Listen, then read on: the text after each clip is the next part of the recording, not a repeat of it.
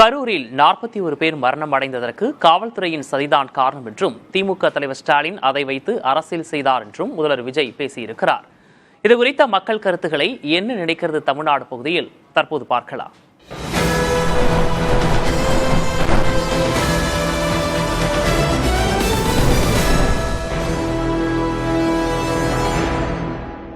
கடந்த தேர்தலில் பார்த்தீங்கன்னா திமுகவா அதிமுகவா பாஜகவான்னு தான் இருந்ததே தவிர தாவேக்காவான்னு இல்லவே இல்லை.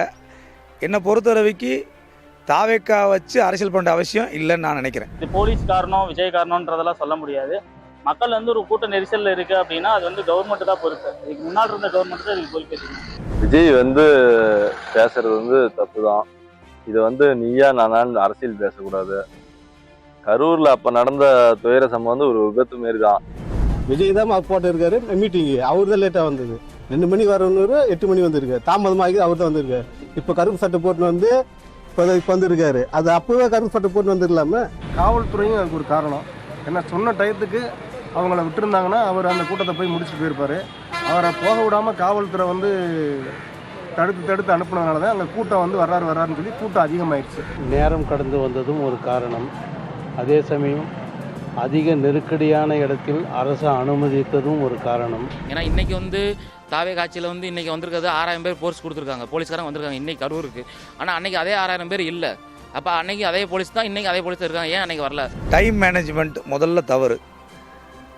இரண்டாவது சரியான திட்டமிடல் இல்லாதது. இது ரெண்டுமே இந்த அறவேக்காடுத்தனத்தால் மட்டும்தான் இந்த பிரச்சனை வந்துச்சுன்னு நான் நினைக்கிறேன். அரசியல்வாதிகளுக்கு முன்னாலேயும் சினிமா ஸ்டாருக்கு முன்னாலேயும் வாழ்க்கையை விட்டுட்டு வாழ்வாதாரத்தை விட்டுக்கிட்டு ஓடுற மக்களுக்கு இது ஒரு சரியான ஒரு பாடம். வாட்டர் பாட்டில் கொடுக்குறதோ இல்லை நிழலோ இல்லை லைட் அரேஞ்ச்மெண்ட்ஸோ அது முன்கூட்டியே ஏதாவது ஒரு தலைவராக இருந்தால் அது யோசிச்சிருக்கணும். அது பண்ணல, எக்ஸ்பீரியன்ஸ் இல்லாதனால ஒத்துக்கிறேன். ஆனால் அந்த 41 பேர் காரணம் திமுக தான் சதி பண்ணிடுச்சுன்னு சொல்றது ஒத்துக்க முடியாது. இவ்வளோ கூட்டம் வருதுன்னா அதுக்கு தகுந்த இடத்த அவங்க கொடுத்துருக்கணும்.